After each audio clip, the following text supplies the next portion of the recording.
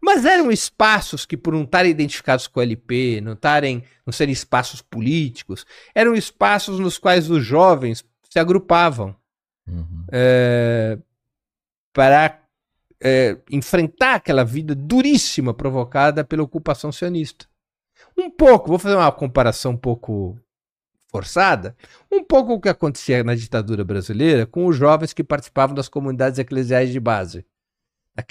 Daquele período da ditadura brasileira, em que as organizações de esquerda estavam muito reprimidas, estavam clandestinas, em que as pessoas eram torturadas, eram assassinadas. Como é que muitos jovens retomaram a atividade política? No seio da Igreja Católica. Sim. Dessas comunidades eclesiais de base. Então isso acontece em Gaza. Quando ocorre a primeira intifada, nos meses ali que vai eclodindo a primeira intifada, esses jovens, essa organização islâmica, ela se politiza. Deixa de ser só um movimento religioso e passa a ser meio que um movimento de ação, né? E aí é fundado o Hamas. O Hamas é produto da politização desse braço da Irmandade Muçulmana. E você deu ênfase nessa questão religiosa porque a religião também é um dos pilares que sustenta o Hamas. O Hamas, no início, é uma organização religiosa que se politiza e ponto. O Hamas é fundado como uma espécie de guarda-chuva. O Hamas tem 3 estruturas. Né? A estrutura religiosa a qual eu já me referi, ou até 4 estruturas, se vocês preferirem. A estrutura religiosa a qual eu me referi, que é a estrutura original. Uma segunda estrutura, que é a estrutura de caridade, a estrutura de trabalho social, que é o que garantiu popularidade ao Hamas. Sim. Atender às necessidades de uma população expropriada de tudo pela colonização sionista. Uma terceira estrutura, que é a que emerge na intifada, que é a estrutura militar, que ela tem um nome, é as Brigadas de Al-Qassam. Al-Qassam foi um dos líderes da Revolução Palestina de 36 a 39, ao qual eu me referi. E uma quarta estrutura é a estrutura política do Hamas, que levou o Hamas, já no século XXI, a participar de eleições, virar um etc. partido. A virar um partido. Então, o Hamas surge desse movimento. Surge como uma organização muito religiosa, não é? E que se inspirava em textos religiosos no momento inicial. Não é? O Hamas, ele vai se politizando ao longo do tempo. Como é que eu definiria o Hamas? O Hamas não é uma organização de esquerda. Ele é uma organização islâmica. Hamas quer dizer Movimento de Libertação Islâmica, é o acrônimo em árabe para o Movimento de Libertação Islâmica. Ele é um movimento nacionalista, anticolonial e islâmico. Ele tem uma fé religiosa. E essa questão do Hamas? Movimento revolucionário, ao mesmo tempo religioso, não tem necessariamente uma direção política como a gente entende, né, direita ou esquerda, né? E só que o Hamas tem várias problemáticas, né? Pelo menos é o que é o que chega, né, pra gente aqui do Ocidente, né, sobre ataques e tudo mais, entendeu? Só que é que tá, né? Aquele povo que tá lá no meio desse fogo cruzado, os palestinos, parece que a única esperança que eles têm é o Hamas. Porque quem eles têm ali? Não tô dizendo que eu tô do lado deles, tá? Mas qual é a alternativa que os palestinos têm? É de se pensar, entendeu? Né? Não é o melhor das soluções, mas assim, acaba sendo só o que eles têm, né? Eles não têm mais nada. Qual que é a opção dos palestinos? Se não acabarem abraçando, de repente, o Hamas, né? Acredito que muitos também não concordem, mas como é que fica, né?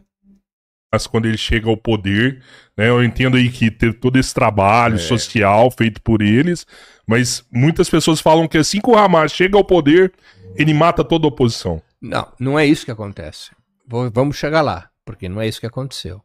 Rapaz, um pouquinho de paciência e nós vamos chegar lá. Você já me contou um monte de coisa hoje que eu fiquei bugado. E essa parte do Hamas como partido político e depois como controlador geral, essa é amplamente divulgada aí. Vamos lá. Pessoal, 5.000 pessoas ao vivo like na live, compartilha aí e se inscreve no canal. Mais tarde a gente vai ler o superchat e colocar vocês na conversa. Tem um monte de QR Code aí embaixo, é tudo oportunidade. Seja do livro, dos parceiros que a gente tem, não perde o link, o QR Code já usa aí se vocês puderem. Bom, me explica aí, Breno. Vamos lá. Então, como decorrência da primeira intifada, e não só, também como consequência da pressão internacional, Israel vai à mesa de negociações em 1993. É o que leva aos acordos de Oslo. Os acordos assinados em 1993. O que havia mudado no cenário? A intifada tem um peso grande, porque Israel já não conseguia mais manter o controle sobre os palestinos da faixa de Gaza da Cisjordânia.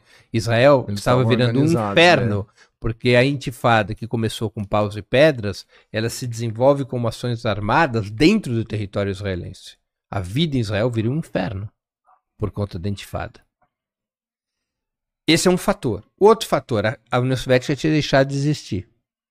E os Estados Unidos queria repactuar suas relações com os países árabes. Nesse momento em que Israel estava tendo essa dificuldade mesmo, pessoal, ali, já eram confrontos que aconteciam entre as duas partes, Israel e Palestina. Claro, claro. Confronto ali dentro, todo dia tinha um ataque, tinha alguma coisa. Durante esse período... Teoricamente, uma guerra civil. Assim, uma comparação como se fosse isso. Não era guerra civil que era num país, mas era um dentro do outro. Era uma guerra anticolonial, ou seja, o povo palestino... Era uma rebelião anticolonial. O povo palestino estava se levantando contra o colonialismo, recorrendo, como prevê a resolução 3303 da ONU, recorrendo a todas as formas de luta, incluindo a luta armada. Então a situação em Israel interna é complicada. Um segundo fator, com o fim da União Soviética, os Estados Unidos queriam repactuar sua relação com o mundo árabe, e para repactuar sua relação com o mundo árabe, Israel tinha que resolver a questão palestina de alguma maneira. Terceiro fator, muita pressão internacional. A imagem de Israel já se... Estava ficando feio já. Ficando feio no mundo. Aí vai para os acordos de Oslo. O que são os acordos de Oslo? Os acordos de Oslo, na essência, produzem um caminho muito controlado pelo Estado de Israel. Mas que a OLP acabou aceitando porque considerou que não tinha força para ir além disso. O que é o acordo de Oslo? O acordo de Oslo é assim. Pegou os 21% da Palestina, aqueles 21% que a resolução 242 havia designado para a criação de um Estado palestino, e disse assim, olha, vamos dividir esses 21% em 3 áreas. Área A, área B e área C. A área A vai ficar sob controle civil e militar dos palestinos. São cidades palestinas, não é? Como Ramallah, Belém e outras. Tá bem? Então essa é a área A, controle militar e civil palestino. A área B, o controle civil vai ser palestino, mas o controle militar é israelense. São as estradas que ligam umas cidades palestinas às outras. Você não consegue ir de uma cidade palestina a outra sem passar por uma estrada, e essa estrada está sob controle civil e militar de Israel. Controle militar de Israel. O controle civil da Palestina. É da Palestina. E a área C é controle civil e militar israelense. Que é a grande parte também. Então o ponto de partida de Oslo seria essa divisão. Tá bom? Num prazo de 5 anos, deveria ser criado o Estado palestino. E para organizar essa transição, é criada a Autoridade Palestina, que é um subestado. É um Estado que não tem poder de Estado. Ele é uma gerência desse protetorado palestino. E quem que escolheu esses... A Autoridade Palestina foi... A OLP assume a Autoridade Palestina e depois há eleições presidenciais. Nós vamos chegar lá. Só que não era apenas isso, o Acordo de Oslo. O Acordo de Oslo tinha outros ingredientes. Quais? Todo o controle do comércio exterior, do câmbio, dos recursos financeiros, do fornecimento de água, do fornecimento de energia elétrica, tudo continuava nas mãos de Israel. É complicado, hein, cara? Como é que você vive desse jeito? Como é que os palestinos conseguem viver desse jeito, sendo que tem um colonizador seu que controla tudo que você faz? Cara, é complicado isso aí, hein?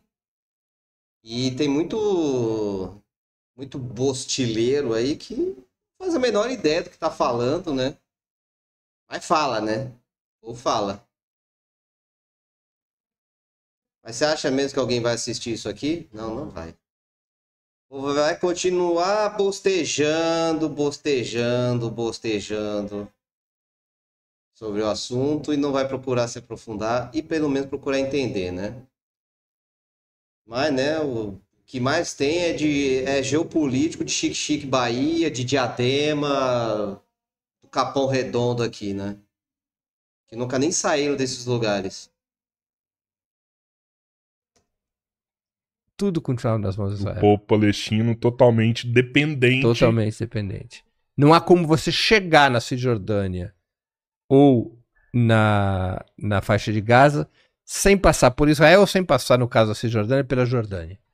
Mas o Israel passa a controlar todo o fornecimento de água e energia elétrica, Israel controla o comércio exterior, Israel controla o câmbio, Israel controla qualquer tipo de fluxo financeiro, e a moeda dos territórios ocupados é o shekel, que é a moeda israelense. Ô Breno, um parênteses assim, eu acredito pelas histórias que eu já escutei do outro lado, né, do lado dos palestinos, que me parece que Israel nunca ficou satisfeito com esses acordos, ele sempre quis ter 100% do Estado. Claro. E sempre quando acontecia algo assim, para tentar trazer um pouco de igualdade, trazer um pouco de dignidade pro povo palestino, ainda acontecia uma humilhação do povo israelense, assim. Eu já ouvi falar que quando, por exemplo, você precisava entrar num território, se você era um palestino, você era humilhação do povo palestino, totalmente humilhado Claro. ali, escorraçado, visto Claro. como... Você não era visto como um ser humano. Um apartheid, né? Tipo, o palestino ali naquela região se tornou um cidadão de segunda classe, né? Absurdo, cara. Complicado. Aí aquela coisa, né? Aí você, não querendo justificar, mas o povo sofrendo esse tanto de coisa, esse tanto de limitação, que aí acaba fazendo com que o Hamas fique até mais forte, né? Porque a razão de existir muitas vezes do Hamas é justamente essa limitação toda que o Estado de Israel vem promovendo, né? De acordo com o que o Bruno Oschmann está falando aí, né? Então, assim, cria toda aquela sensação, aquela situação de ressentimento, de limitação, de falta de recurso. Quer dizer, a hora o cara fica louco, né? Uma hora o cara enlouquece. E acaba até tornando o Hamas um grupo mais forte do que de repente deveria ser.